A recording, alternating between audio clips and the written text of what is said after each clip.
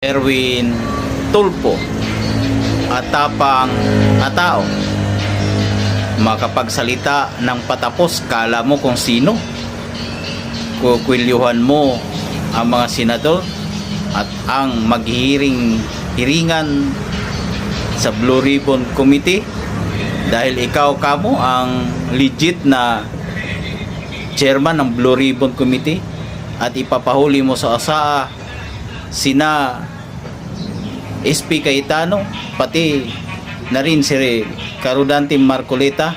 Subukan mong kwilyuhan.